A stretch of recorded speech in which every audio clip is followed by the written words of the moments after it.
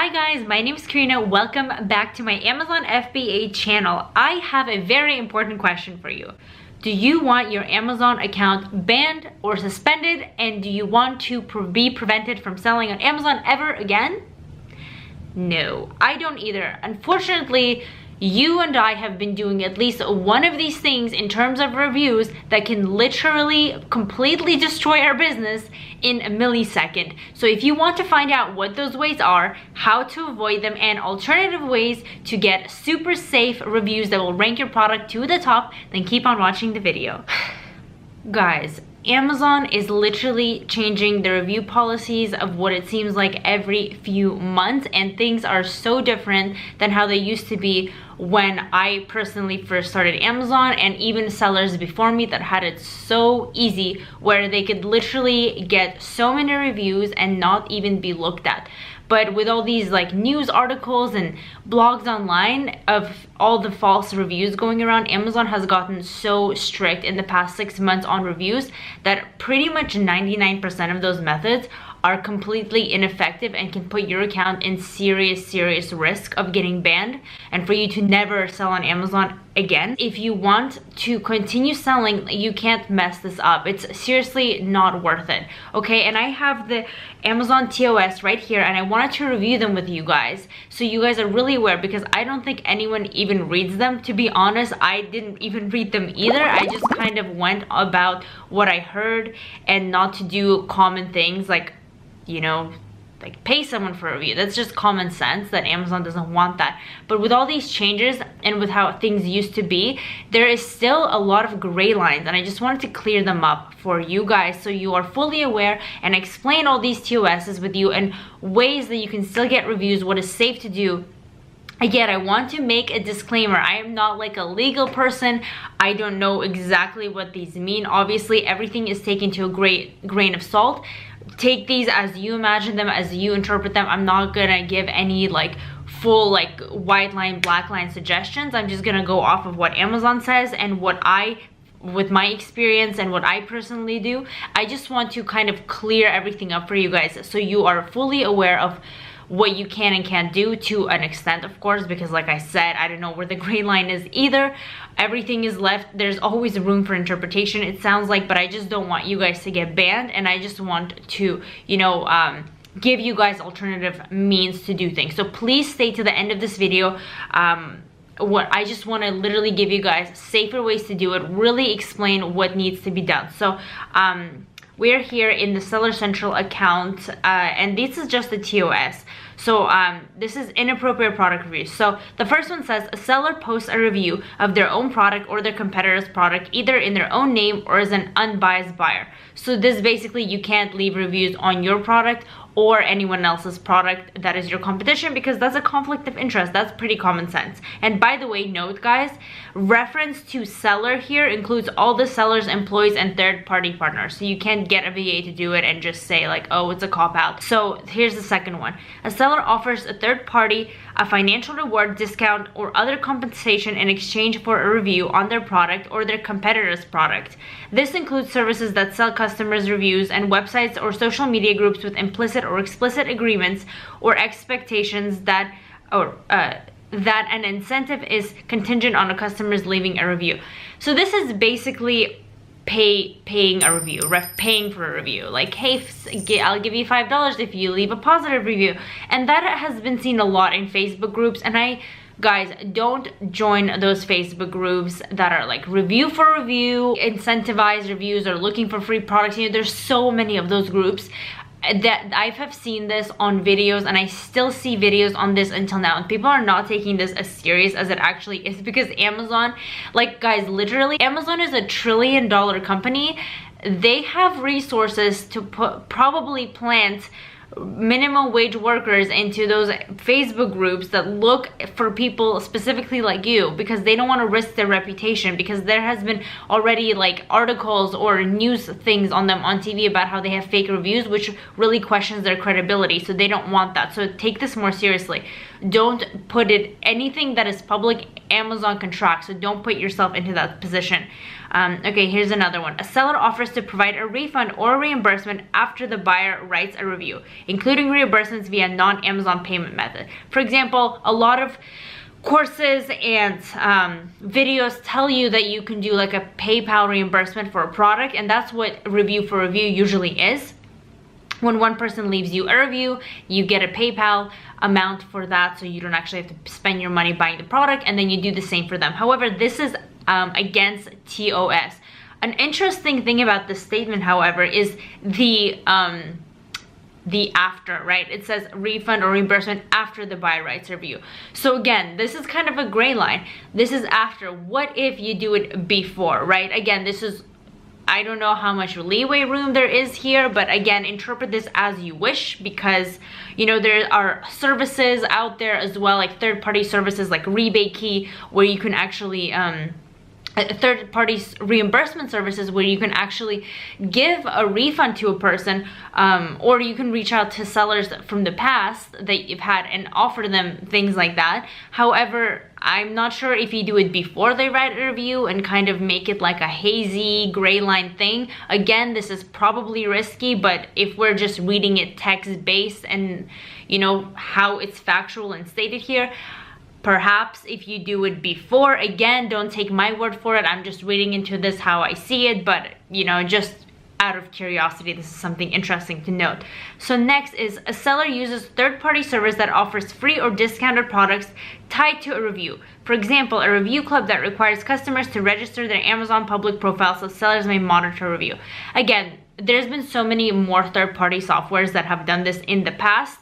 Again, like for giveaways and to get reviews faster. However, now it's actually a little bit annoying because Amazon is really making sure that we don't know who our reviewers are. Before, even up until less than 2 months ago, I was using Feedback Whiz, and I still am as an email autoresponder, but they recently took away a feature that would let you reach out to those specific people with the negative reviews. It would actually tell you who those reviewers are, which I didn't know was such a kind of rare thing. There's videos about sellers trying to find who the negative reviews are by like going to their Amazon profile and like looking for their first and last name and then searching their orders and emails and all these complicated things. However, like Feedback would just let me see who the negative review were, and I was able to literally see who it was and reach out to them. But now that's not even possible, right? So going back to that, any third-party service that used to have that feature of like identifying who the reviewer is so you can later reach out to them, I'm pretty sure that's no longer available. I haven't seen it. The one I was using got removed, that feature, so they really don't want you to know who's leaving a review, right? So that's then a family member or employee of the seller posts a review of the seller's product or competitor's product. So this is family or friends. Again, so many courses and videos say get your family and friends to review this, but I always make this so clear in all my videos. If you want to go on the line and do gray hat things like this, you really have to be careful, right? Okay, again, how is Amazon gonna know that if your last name is Smith and their last name is Betsy, for example, that you guys are related, right? The only way for them to know is if you have shared an IP address, if you're like in that close proximity, if you are Facebook friends, Instagram friends, things that are traceable like that. They can't go as far as to check your heritage line, right? So again, this is 100% against TOS. It's stated here. If you want to do the gray hat, just make sure you're safe, right? You can get someone in, if you're in California, get someone in New York that you've never shared an IP address, that you're not friends with. That is completely against TOS. But again, if you do decide to do any of these for anything, just you have to do it at your own discretion, do it at your own like responsibility, and be aware that pretty much all the dangers that are warned on here about your account getting banned, suspended, blah blah blah, etc., it's possible. So if you do decide to do this, just be aware that you may have to face the consequences. But again, there's only so much things that Amazon can do to monitor certain things, right? Okay, next, a seller offers a refund or other compensation to a reviewer in exchange for changing or removing their review. This goes back to the Feedback Whiz automated email service I was using, where you could actually reach out to customers, and this is what is a great way of customer service, is to reach out to them if they have left something like a negative review and offer them a product or another product or a refund, which is fine, but you can't ask them to change or remove their review. That's where it gets to the TOS. You can reach out if somehow you've now found who the reviewer is and give them either another product or give them a refund. That's okay, because you're just being, you know, good customer service. However, you can't be like, hey, you know what? Since I gave you this product now, give me a 5 stars instead of a 2 stars. Next, a seller only asks for reviews from buyers who had a positive experience and attempts to divert buyers who had a negative experience to a different feedback mechanism. This includes cases where the customer proactively reaches out to the seller to express satisfaction with their product. So this is basically trying to filter out all the negative reviews, right? This could be email is here. Well, Amazon actually doesn't even like when you divert their traffic into your own website or into other emails, so make sure in any automation service that you send out, you're not like sending to other sites or to email you, because Amazon can literally check that. Literally, it is in your sent email box in Seller Central, so don't do that. But this is like, for example, if you were to say, if you had a negative experience, go to this link. And if you had a positive experience, go to this link. And then the positive would obviously be, you know, your positive reviews for the product. And then the negative could be like email support or even, what is it called? Seller feedback, which is not related to the product, which is a lot easier to remove. And I have a video on that. So they just don't want you to kind of be biased in the traffic. They just want you to send all your review traffic to one place, so clearly the bad and the good get left in the same place. So then a seller creates a variation relationship between products that are actually not related to each other in order to boost a product's star rating. This one I don't think is as commonly done, but I know that Amazon, before each variation that you would have on a product that don't even have to be the same, like different color, people would put them all together, so then all the reviews congregate, and if you get amazing reviews on one product, they automatically transfer to the other. However, even now Amazon is splitting the reviews between even a variation of the same product, maybe of like a different color, things like that, because they really just want to remove all the bias that there could be with reviews. So that's a thing. Then another one, a seller inserts a request for a positive Amazon review or an incentive in exchange for a review into product packaging. Now this one is important because product packaging is a great way to get reviews. However, it is not a great way to make it clear that you're only trying to get positive reviews. So you can't put in an insert package and say, if you're happy, or just, you know, if you have problems, reach out here, or leave a review. You can be neutral in that sense, and I do recommend package inserts. But what you can't do is say, if you're happy, only if you're happy, leave us a 5-star review only here, go to this link. Like, you can't say that. And again, you know, this is harder to check than email sent boxes or anything, but again, all it takes, guys, is for your competitor to buy the product, look at the packaging insert, and report you to Amazon. Like, that's kind of the fear that I have. That's why I don't do that, because like all the sharks out there, and then Amazon just has to investigate it and you're done, you know.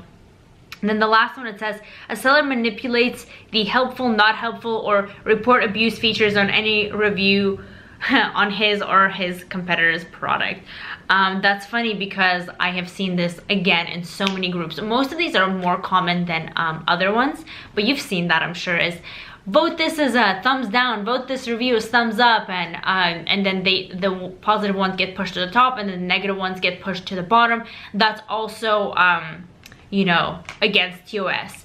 Now, you've seen these, and a lot of them are quite common sense. Basically, incentivized reviews are bad, is what Amazon is saying. Incentivized in any type of way, whether it's verbal or monetary compensation or anything, or if it's just based on your friends or acquaintances. Amazon doesn't want that.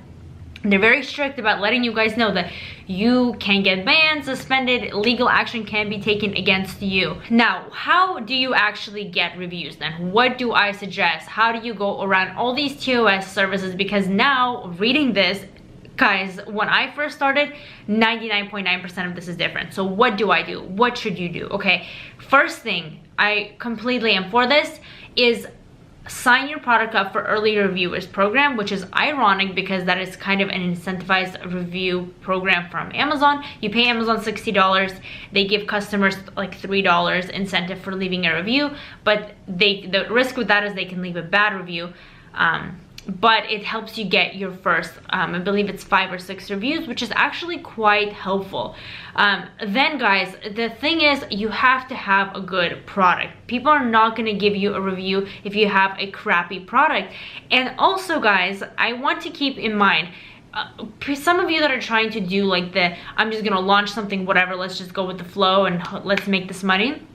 It has to be a good product, because think about it. If you were to even avoid all of these TOS and you were to get a bunch of incentivized reviews, 5 stars, eventually all the organic negative reviews from having a bad product will catch up to you, and it will just, you'll be making money for like a few weeks, maybe a few months, and then it's all back to square one. It's just too much work for it to not to be consistent. So put in the front end effort of getting a good product, and the natural reviews that are positive will come in, okay? And having an email autoresponder is very, very important as well, because like the TOS says, you don't ask for incentivized reviews or positive reviews, just ask for reviews. Remind your customers that they can leave a review, and that will kind of prompt more of them to do so, and organically you will go better.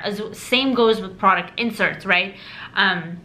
Put those in your packaging. Again, don't specify positive review, just remind your customers to leave a review. And if the product is good, if the packaging is beautiful, if you reach out with them with any problems through email sequences and fix those problems before they even have a chance to leave a review, then your chances of getting higher ones will balance out and you will have only good reviews. And the last super important thing I want to say, guys, is do not be scared or fearful. I don't know why everyone is hyping up reviews to be this super big thing that is the only thing that will make you successful on Amazon, and if you don't have a review, you won't sell.